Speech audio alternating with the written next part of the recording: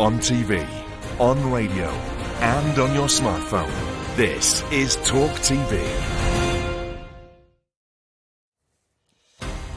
I'm Piers Morgan, Uncensored. Coming up tonight, the King of the Ring is back for round 2. Tyson Fury remains uncensored, and this time he's bringing his wife Paris with him. The UK government just spent £500,000 of taxpayer cash on not sending a plane with any asylum seekers to Rwanda.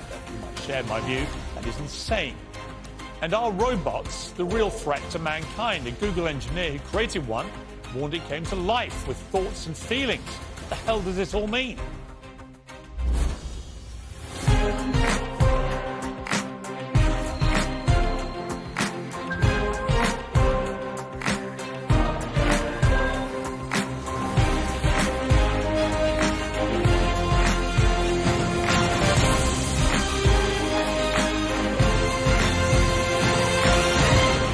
Well, good evening. 7 weeks today, fresh from his knockout win over Dillian White in front of 94,000 spectators at Wembley, the heavyweight champion of the world, Tyson Fury, looked me and looked you in the eye and announced to the world he was not going to fight again. Well, let me tell you something. Piers Morgan, Uncensored. This is the truth, the gospel truth, nothing but the truth.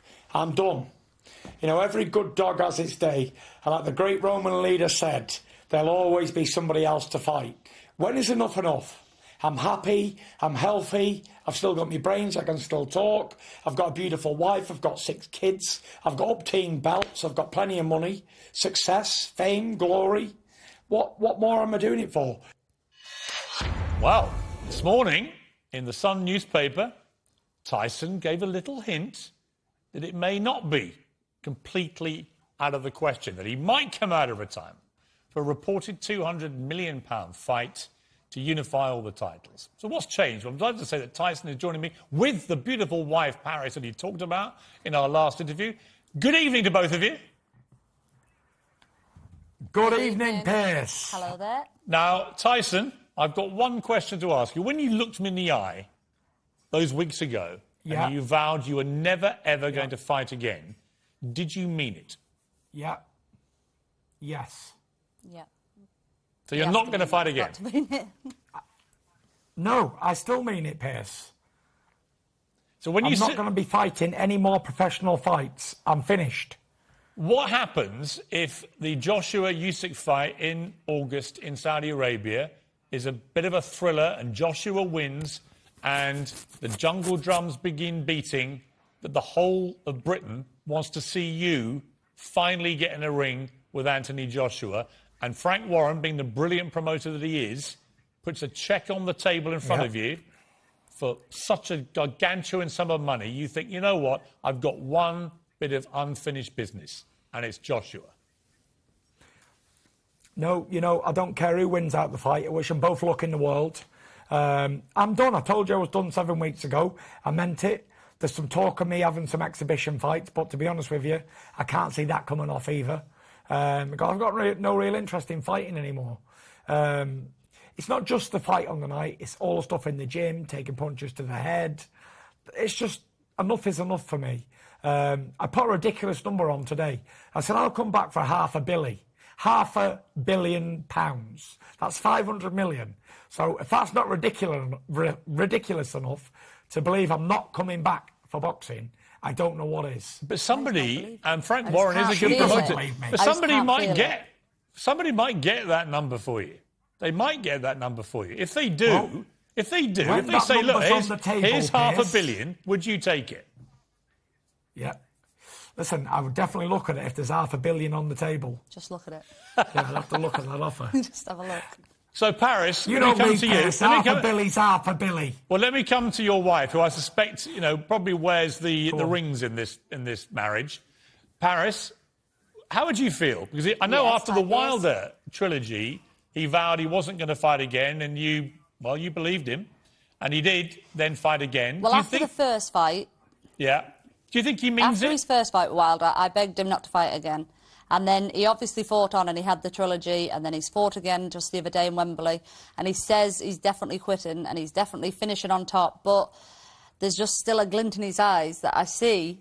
And I just, I just don't know. I'd like him to retire. Everybody in his family, we're all happy with everything he's done, and obviously he's done amazing, but I just don't know. There's something in the back of my mind that thinks Tyson's still itching for certain fights. You see, he isn't, and he literally, we're here honestly this together, is why, and he tells me no, and I would love to believe it. Yeah. But I'm just not quite there. I think I'm with the rest of the public thinking, is it true? You see, Paris, this is why I wanted you in this interview, because the wives always know. Tyson, if it was just me and you, I'd be taking all this at face value. But the woman you love, who you live with, who knows you better than any person alive, Women's instinct. She sees that glint in your eye, and she thinks there's unfinished business. OK, I'll ask her a question while you're on. Paris, Yeah. Do you want me to fight again for any amount of money? No. Yes or no? No. Will the 100 million or 200 million change our lives? Not at all. But when have you done what I've asked you to do? Never. He always does what he wants to do. He will only do what he wants to do, whether it pleases me, him or everybody. He's only going to do what he wants to do. And what have I said? I'm not going to fight. I said to Frank Warren, I've told Bob Arum, I've told everybody. Tyson Fury and fighting is finished. The money is not tempting to me, to be fair. No. But there's something still calling you out there, because the other day Not you were really. saying, oh, I want to do expeditions. I might do this and I might do that. well, I might and you look at train an every day like a exhibition. crazy Trojan. Yeah, but I do train for my mental health and emotional fitness and everything else. But Yeah. the fact of the matter is, I might do an exhibition. Exhibitions are not real fights, they're just pretend. Playtime, showtime, entertainment.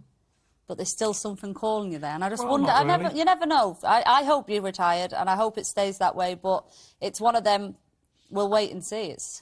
I have to wait. How long till do I have to stay out the ring before I'm officially retired then? I don't know. I think you was retired for 10 minutes on Box Rec, wasn't you? Well, I have been out the ring before for 3 years. 3 years and I came back. Now, Tyson, So never say never, but it...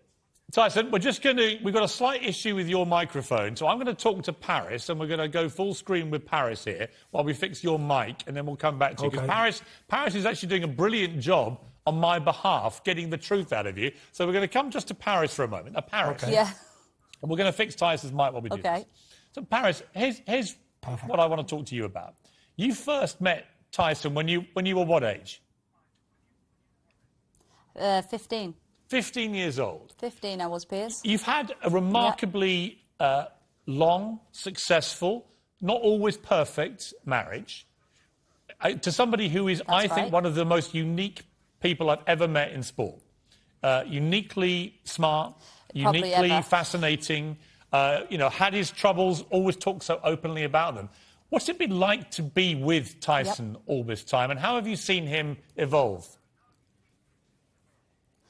Tyson has always been up and down and always been this crazy, lovable person that he is. And he's evolved in the fact that I think he's matured, which I do think all men take a little bit longer to do. And he is now happy and content in his life. And I think that's why he's retired. I think that's why in his heart and soul he's happy with everything he's done.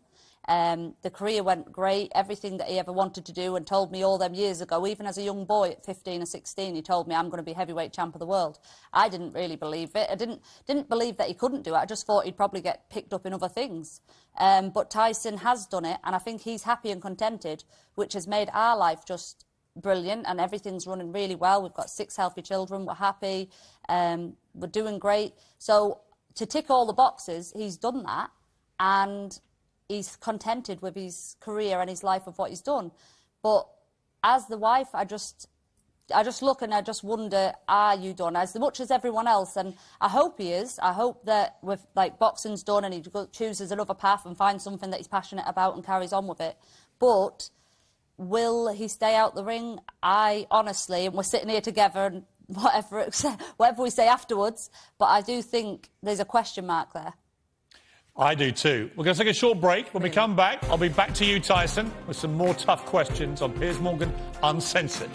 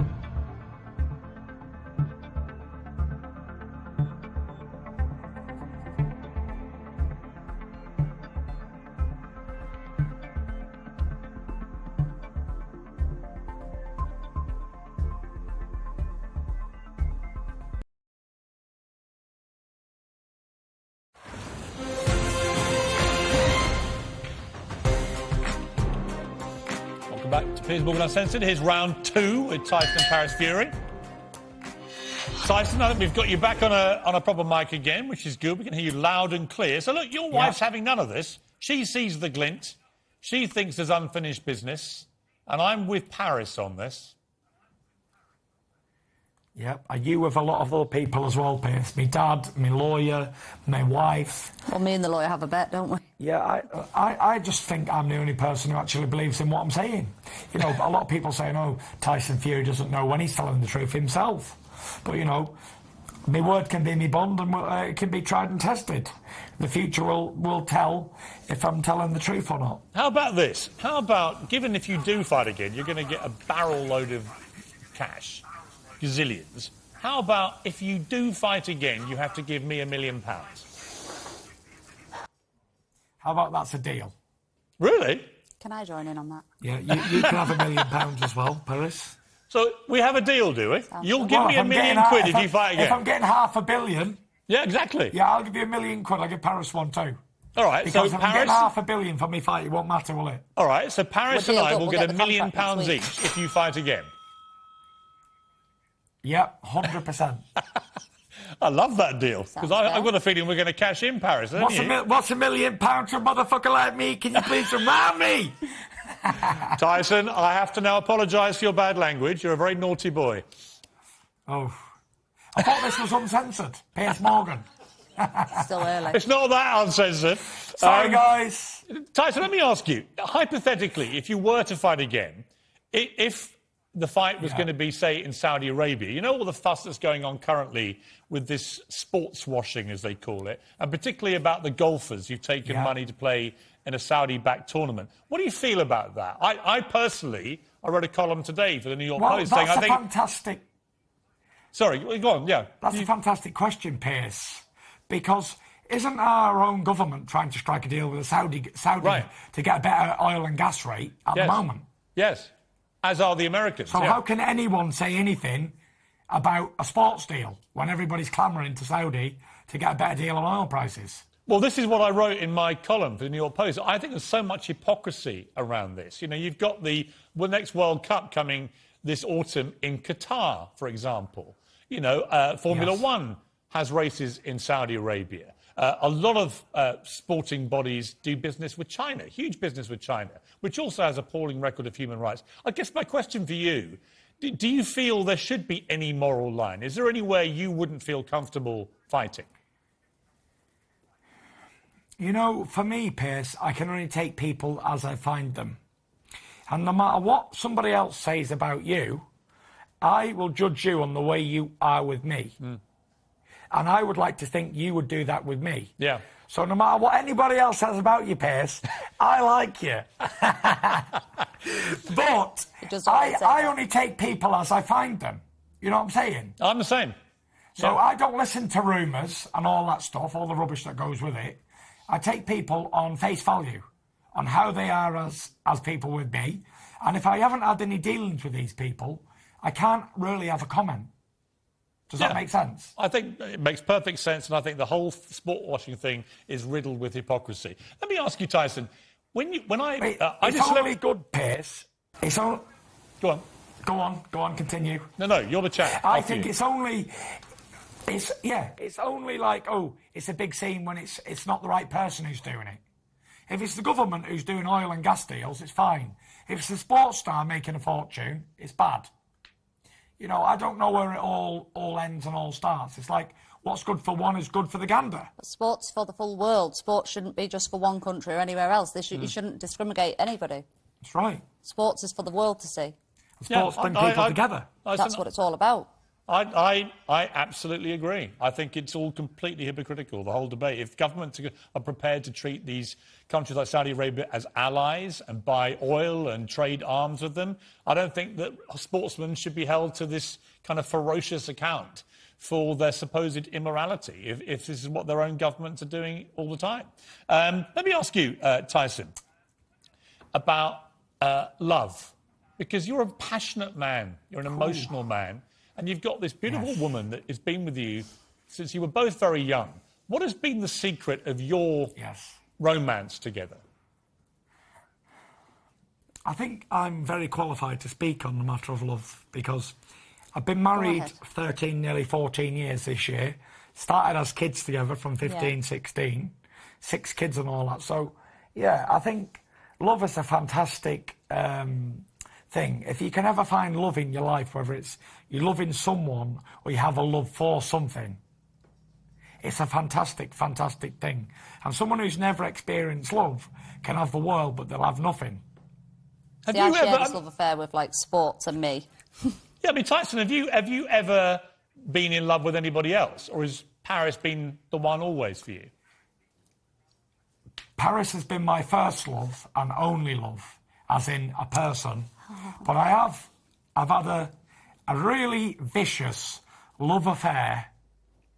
Keep going. With boxing, on and off my whole life.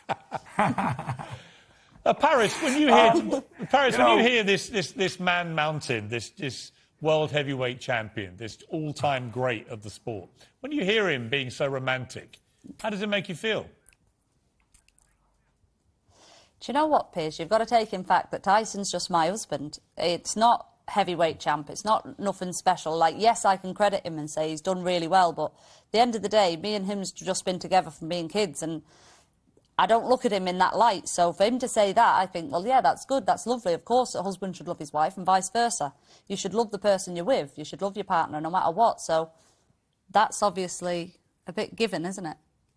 You can't really be with someone if you don't want to be with them and you don't love them. And Paris, what are the so best... So I don't look at it like, Paris, Tyson's a big fighter and doing it. What are the best and worst things about Tyson from a wife's perspective? Be honest now, because we're on the Piers Morgan show. We're here to tell the truth. Right. The truth is... Uncensored, the bestest thing is how... Yeah, is how crazy and spontaneous and outgoing and talkative and everything he has with him. That's the greatest side of him. And then that's also the worst side of him.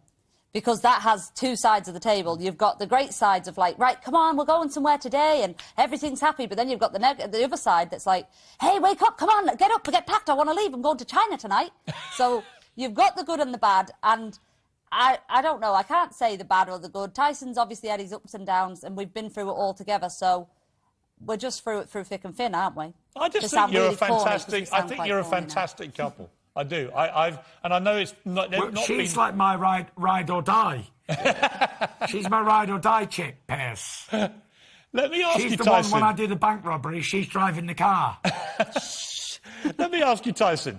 When I did Celebrity Apprentice in America with Lennox Lewis, we were stuck together for about 6 weeks and became good friends, and I got a lot of time for Lennox.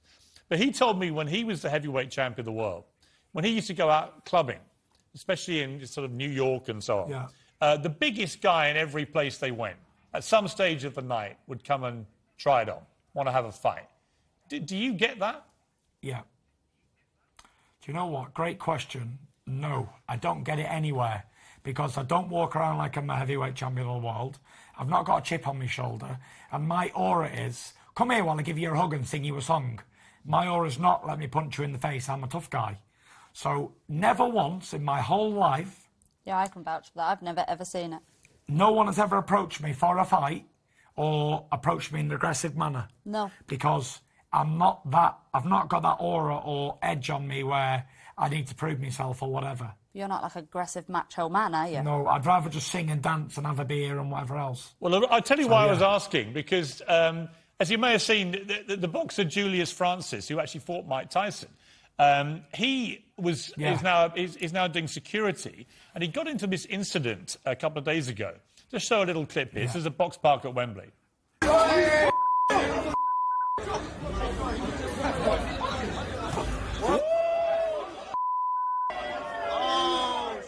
Now, it's interesting. They aren't going to charge him with anything for this, even though he knocked the guy out. I watched the whole video. This guy was abusing Julius Francis, abusing everybody else, and eventually he looked like he was threatening Julius Francis, and Julius chinned him. What did you make of that? Yeah. You know, all of it... I saw the video. I've seen it. I've seen the knockout. Great right hand, by the way. But, you know, this is what happens when you're cheeky, rude, getting in people's faces... punching them, whatever. What do you expect? If you keep kicking a dog, it's going to bite you, isn't it? And, you know, these guys are there doing a job. They wasn't all on the lash together. This guy's probably pissed up or whatever, had a few drinks, get cheeky. These guys are doing their job. He's attacking them, whatever, so he's been chinned. And it's a life lesson, isn't it? Yeah. Never go out and be cheeky to big men, because you're probably going to get chinned sooner or later. I love the fact, Tyson, that you said... Guy, well, I love the fact you said you'd rather sing, because I recently interviewed, as you know, Don McLean, the great American singer-songwriter who gave us American Pie. Here's what Don McLean said about you after you gave us that kind message. I was going to tell Tyson I'd love to meet him someday. I love him. He is what boxing has needed. He is a lovable champion, and he's a great champion. And I wanted to tell him that whenever I get in trouble now, I'm going to say that I have him as my best friend, and I'm going to warn anybody who's trying to mess with me that I have him on speed dial. You know what I mean? What do you think of that, Tyson? Listen, Don's a great guy. I only spoke to him yesterday on Instagram. He said he's over in the UK November, December. So I said, let's hang out and have a beer. So this is crazy. I'm going to be having a beer with Don McLean. I'm probably singing a version of American Pie together again. Well, let's hear the American Pie song that was released recently, featuring myself and Don. Yeah. It's won a load of awards, so yeah. Good. Do you feel like giving us a little burst now, Tyson? Someone that can't really sing. What would you like to hear? I'd like to hear a bit of American Pie, please. So bye-bye, Miss American Pie. Drove my Chevy to the levee, but the levee was dry. Them good old boys were drinking whiskey and rye, singing this'll be the day that I die. I've heard this song so many times. This'll be the day that I die. This is like the ongoing anthem in our house. The kids even sing it now. I love it. You know, I absolutely love it. It's just one of those songs, Piers. Do you know what is crazy, though? Like, everyone keeps telling Tyson, you're a great singer, you're a great singer. Now, yeah, he's good, he's OK, but they're actually offering him record songs now. Record labels are coming to him and offering him songs and albums, and I keep going, he can't sing. What are you doing? Who is listening to these? Who is listening to this song? I'm a bit of a negative one on that one, I know. She's negative on that one, Piers. Now, Paris, on a more positive note, there are rumours swirling that there may be another addition to the Fury household. Can you say anything about that? I've heard about these rumours for about 2 months now. And should we just clarify? Yeah, you can. It ain't true. Oh. I've heard this for months, and I keep leaving it, and I keep thinking, when are they going to wake up? I have lost a good bit of weight recently. I'm feeling pretty body proud. And it's like everyone keeps saying, she's pregnant, she's pregnant. No, we've got 6, and we're happy with that number right now. Well, you look fantastic. And Tyson, as you know, you are batting way above... Put it this way, Piers. Yes? We will have another child before I fight again. And we've only got 6. That's a guaranteed fact. Well, I've got... Listen, if you fight again, I've got my £1 million quid coming my way. But, Tyson, I think you would accept that you are... There we go. Me too. To use the vernacular phrase, Tyson, you are punching way above your weight. I think you'd agree, right? Oh. Thank you very much, Piers. He won't agree because he's a very competitive guy. That'll never happen. He'll never agree. I agree. My wife she's fantastic. She's had 6 kids. That's alive. She's probably had about 10 that we've lost a few as well along the way. She is a full-time mother, housewife, everything. She's the best-selling author. She does so many things, and she looks fantastic. So, you know, I've done all right. Well. I used to look good when I had hair and all that, but now I'm like the beast from the East. The big old ugly bald-headed fella. But I make up with it, Piers. In character. In character. In my character, I look like Brad Pitt. I've got to mention your tour. I can talk to you guys all night, but sadly I have to leave it there. You've got a new tour coming, Fury Fest, the official after-party tour. Yeah. It will include a meet and greet with you, with a Q&A and more. The first day, I think, is this Friday in London. Tickets are on sale now. Give me a quick sort of early preview of what it's about, Tyson. It's, you know, it's about the boxing career, it's the mental health story, it's everything, you know. It gives people an opportunity to come and sit down and listen. Maybe they're suffering with mental health themselves, maybe they're avid boxing fans, or maybe they just want a fantastic night. So if you haven't got tickets already, get tickets. There's only 16 shows on the first leg. and I'm selling out really quick, so get yours right now. Brilliant. Tyson, Paris, what a pleasure to talk to you both. Really loved it. You were both gloriously uncensored. Please come back again soon. It's always great to have you on the show. Thanks very much, Piers, for always having us on. You are the best. And you're watching Piers Morgan Uncensored! Get up! I love it, Chad. I love it. Great to talk to you both. All the very best. Bye-bye, guys. Bye now. Night-night. Bye-bye. Thank you. Brilliant. Absolutely brilliant. I love Tyson Fury. And I love Paris Fury. What a wonderful couple, aren't they? Brilliant. Anyway, Uncensored next. As the UK government remains committed to the failing Rwanda migrant plan, I'll debate this with Talk TV host Julia Hartley-Brewer, former Labour Minister Stephen Pound, Australian Senator Jim Molan, who led their country's offshore migrant scheme, and the former UK Home Office Minister Anne Widdecombe.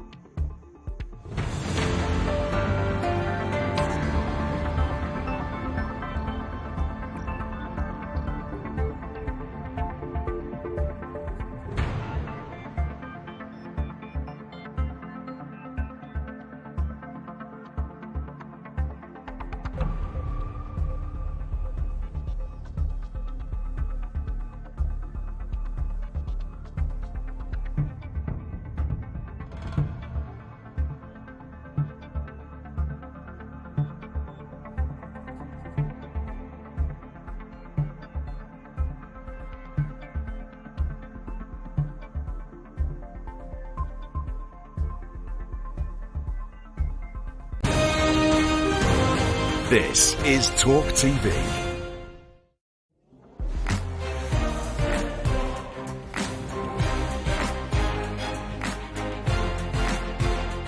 Welcome back. Priti Patel has vowed to push through the Rwanda migrant plan despite being forced to cancel the first deportation flight after an intervention by the European Court of Human Rights and British courts. Labour have now accused the Home Secretary of wasting £500,000 of taxpayers' money on chartering a jet that she knew would never take off. To discuss all this, I'm joined now by today's Piers Pack, Talk TV host Julia Hartley-Brewer, former Labour MP Stephen Pound, as well as former Home Office Minister Anne Widdecombe, Australian Senator and retired Major General Jim Molan, who helped craft Australia's offshore processing policy. So a stellar panel today. Let me start with you, Anne Widdecombe.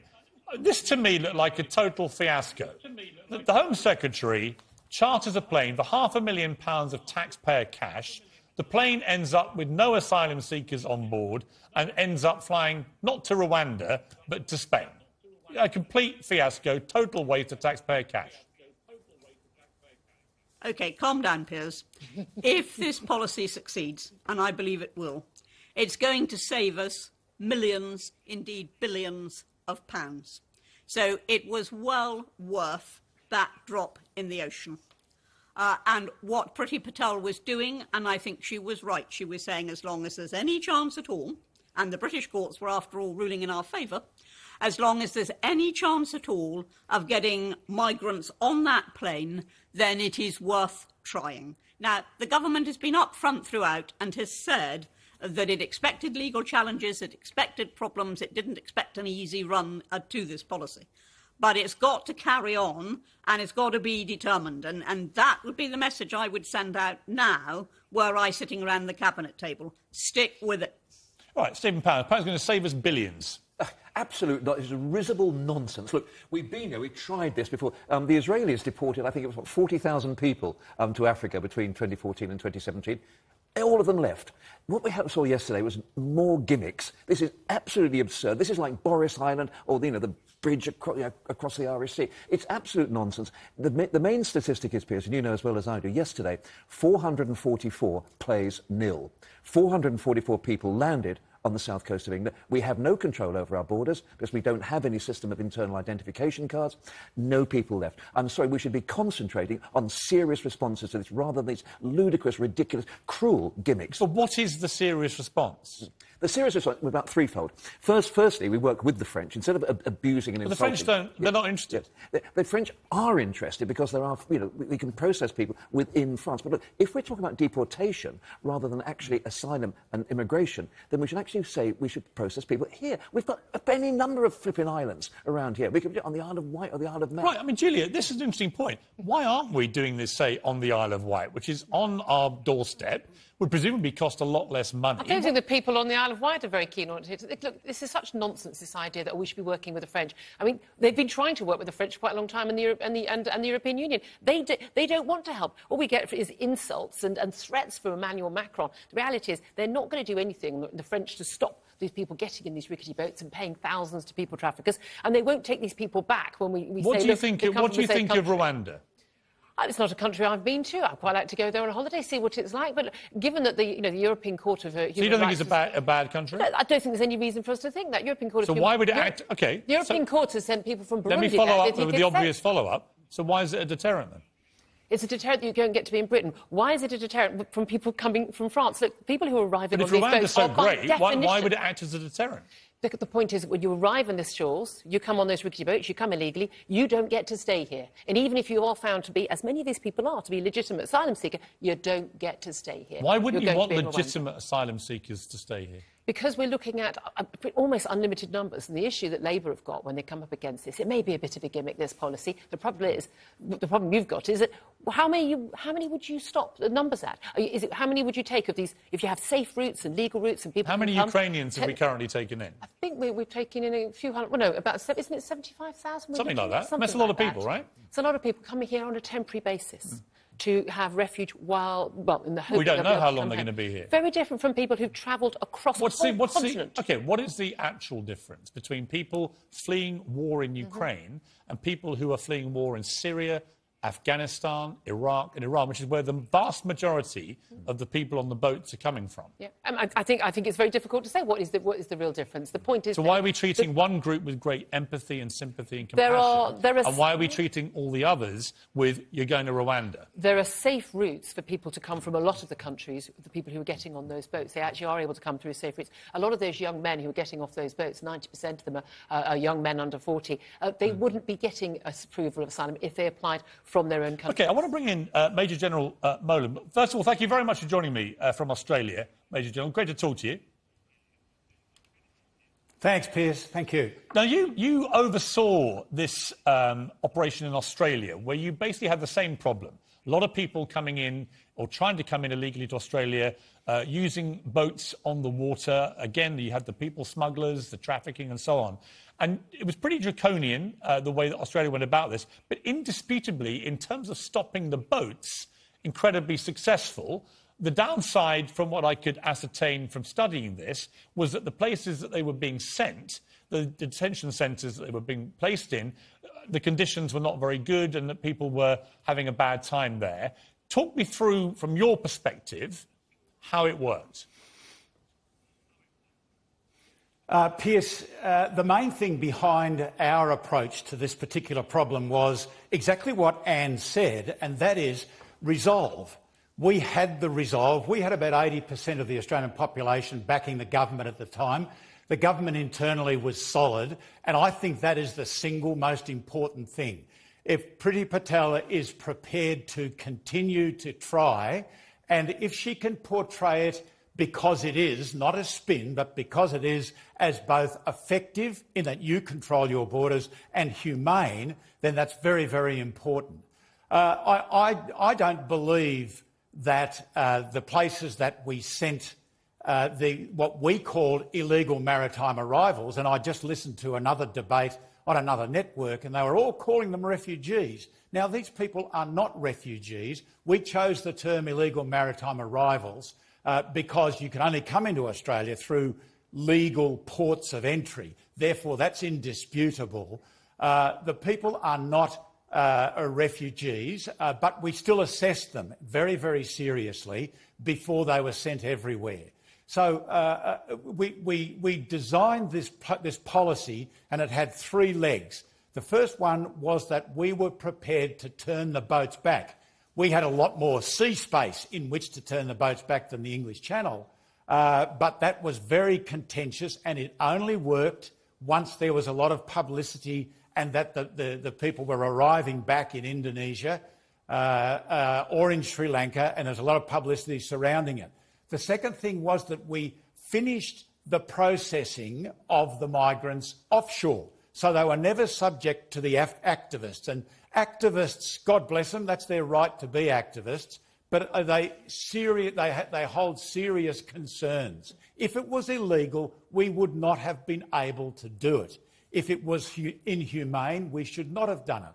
But the activists will always say they've got serious concerns. We've all got serious concerns. This is hard and tough policy. And the third part of our actual offshore, the third part of our border control policy was the fact that we only ever, those that did get through and got onto the mainland, because we excised certain areas from our legislation, those people that got here were only ever given temporary protection visas and not a higher level of visa that would open them up to activist legal action. And would you say the overall, last thing, I understand that you always believe firmly that you had to have all three for it to work. When you look at what the British government is trying to do you see flaws in this system? Obviously, they're facing huge resistance from the European Court of Human Rights and some British courts as well getting involved with some of the asylum seekers yesterday. But do you see flaws in the way we're going about this system? Well, and I do see flaws, but some of those flaws are the result of geography and areas such as that. I mean, if you have islands that you can excise, that's a long process in itself, and that may or may not be possible, which then keeps the illegal maritime arrivals away from the legal system within the UK. That might work. The greatest opportunity that Europe and the UK missed in controlling this was that you didn't do this during when people were moving across the Mediterranean, and thousands more died. The great moral high ground that we were able to occupy was that we stopped people dying at sea. 1,200 people died. 50,000 came to Australia in 600 boats, and 1,200 died at sea, and we pulled them. Our Navy pulled them out of the water, half eaten by sharks and rotten by drowning. And that was the moral high ground. It's got to be legal and it's got to be humane. And the humanity, Piers, is that by having this tough policy, we could still offer to people who are really refugees permanent residency. Okay. Our permanent residency, we're in the top 3 or 4 countries in the world.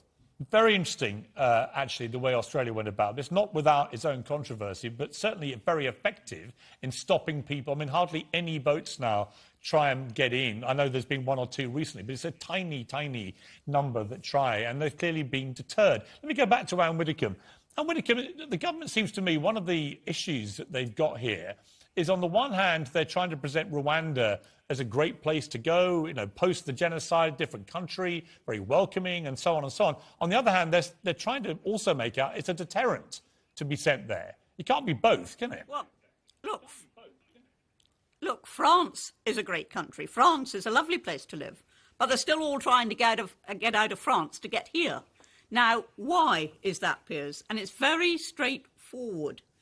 France has a very tough approach to asylum. If their claims are flimsy, they know they're not likely to be allowed to stay. But the message has gone out for years now, not just under this government, under successive governments.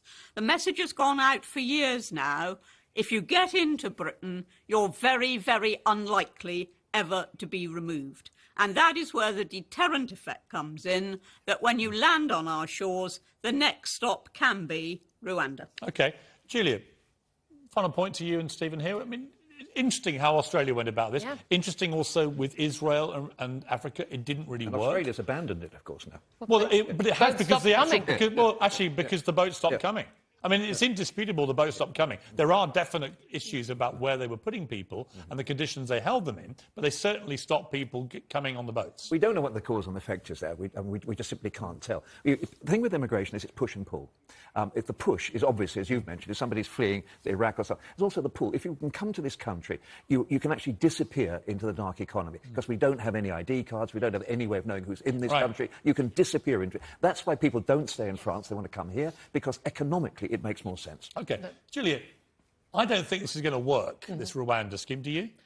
I don't know if many people are going to be sent, and if enough people are going to be sent, even if they do, to actually provide that deterrent. Because if you're, you know, on a beach in Calais and you're thinking, I've got a tiny chance of being one of the few hundred people who get sent to Rwanda, but I could be among the tens of thousands who do get to stay in Britain, then it probably won't work. But the key question to ask is, what are the alternatives? We can't deport these people. We can't push the boats back. We can't get the French to actually act and stop them. We have to do something. We have to do something. I think we all have to start from a position. Tens of thousands of people coming to this country. We don't know who they are. And the numbers of people trying are massively increasing. So this can't go on. The question is, what's the best way to deal with it? If you look at yesterday on the plane, there were 4 people left on that plane. One was from Albania, one was from Vietnam. Yeah. You know, why the hell aren't we sending somebody back to Tirana, but sending them back to Vietnam? We should be able to do that. The problem is that we're treating this as if it's one great group of people. They're all of them different. And I think there could be some wrong-uns coming in here. We need to actually be working out who they are. Of course. No, but the Labour policy would let virtually everyone in. Last year... I don't think, by the way, Labour has any answers to this. From what I've been saying. If you're going to criticise the policy, you have to have an alternative. I've got to leave, unfortunately. Thank you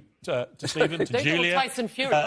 to Major General Molan. Thank you. Thank you to Anne Widdecombe. Great to have such a stellar panel on this. Give me £1 billion and I'll fight you. If you'd all like to give me, like my other guest, £1 million if you ever get into a public fight, I'd accept the money. Thank you to all of you.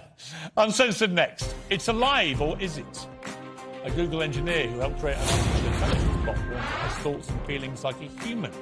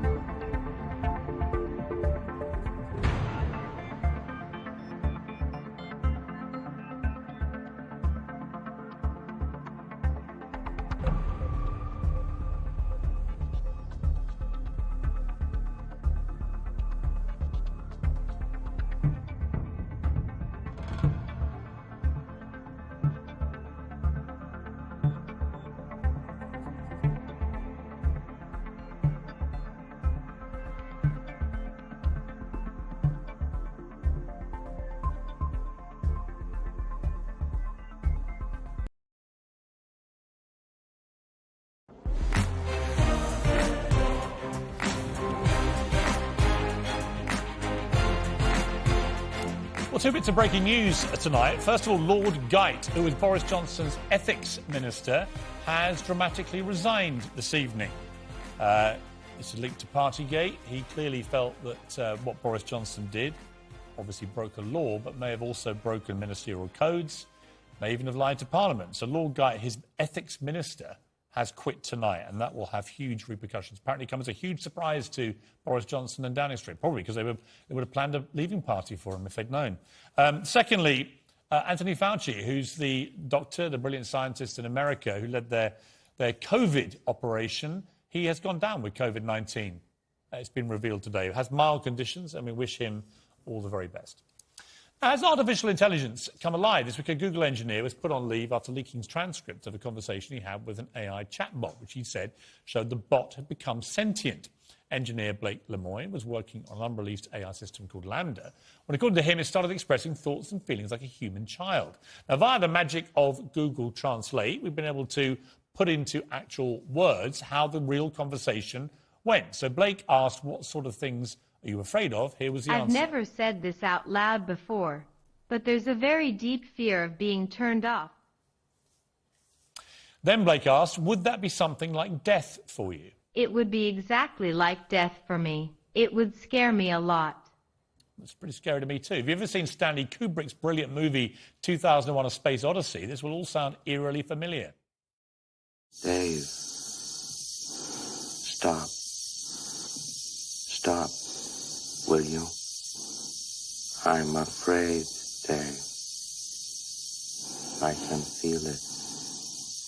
Well, I'm joined now by the world-leading expert, Dr. Max Tegmark, Professor of Physics at MIT Institute for Artificial Intelligence in Massachusetts. So one of the most brilliant AI minds in the world. Welcome to you. Before we start the interview, I wanted to play you a clip from an interview I did with Professor Stephen Hawking, actually in his last ever television interview before he sadly died, in which we talked about the threat from AI. Is artificial intelligence going to be the end of us? And if it's not, how do we best work with it? There is a greater danger from artificial intelligence if we allow it to become self-designing, for then it can improve itself rapidly, and we may lose control. So that's what Professor Stephen Hawking said. What do you think of that? And what do you think of what's happened with this Google engineer? I agree with Stephen Hawking. I actually had the honor to work with him, and we wrote an op-ed together where we argued that artificial intelligence is going to be either the best thing ever to happen to humanity or the worst thing. So the interesting challenge is, well, how can we steer it in a good direction? Do you think AI is currently capable of being sentient, as this Google engineer clearly believes? So a lot of people have been quick to mock Blake Lemoine here, but I think we really need to be more humble and acknowledge we don't know what it is that really makes something able to experience and feel things. We don't even know whether a human being who's in the operating room sometimes, if they have locked-in syndrome and are actually conscious, or if they're not, let alone with a machine.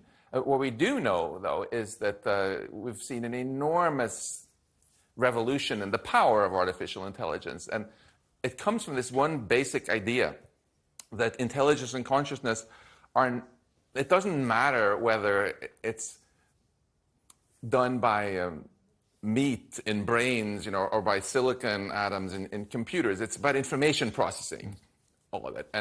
And that simple idea has given us an incredible pace of progress. Or think about it. Like not long ago, we didn't have self-driving cars. We didn't have rockets that can land themselves with artificial intelligence. We didn't have algorithms on social media that knew so much about you that they could predict what you were going to click on even better than you could. All of this has come from this idea that you don't need things to be alive in the traditional sense. It's about information processing. And what that means to me is that if you want to make sure this becomes something great for humanity, that can cure cancer and help us all flourish as a species, rather than something terrible, we should focus mainly on what is this going to do to us, regardless of how it feels itself. If you're chased, Piers, by a heat-seeking missile, and your friend says, "Oh, don't worry about it because I don't think the missile has any feelings," is that going to make you feel better? No. I think it's all fascinating. I think we need a longer conversation, Dr. Tembo. We've run out of time, but I could talk to you for hours about this. It's fascinating. I'd love you to come back another time because I think this is going to get bigger, not smaller, as an issue for the world. I just hope Professor Stephen Hawking, his prophecy does not come true. Thank you for joining me. I appreciate it. Thank you. Well, that's it from me. Whatever you're up to tonight, make sure it's uncensored. Good night. And you're watching Piers Morgan Uncensored! Get up!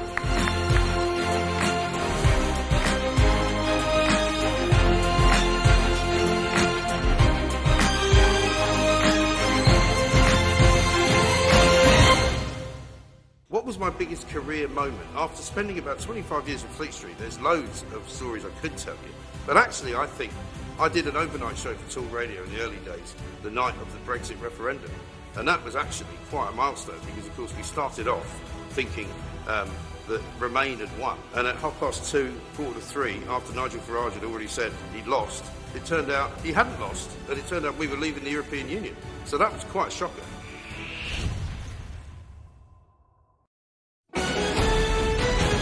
This is Talk TV News. Good evening, I'm Holly Hudson. The Prime Minister's ethics advisor has quit. In a brief statement, Lord Geit said that it was with regret, but he felt it was right to stand down from his post. Geit, who was questioned by MPs earlier this week over the Partygate scandal, is the second ethics advisor to Boris Johnson to resign in less than 2 years. The Transport Minister says next week's rail strikes are entirely pointless and counterproductive. Passengers have been warned not to travel as only a fifth of services are due to run. And Azim Rafiq says he's a step closer to closure after charges were brought against Yorkshire and 7 individuals following an investigation over his allegations of racism at the club. England and Wales Cricket Board haven't named those who've been charged, but they could be disciplined or banned. That's all for now. We'll have more after the talk.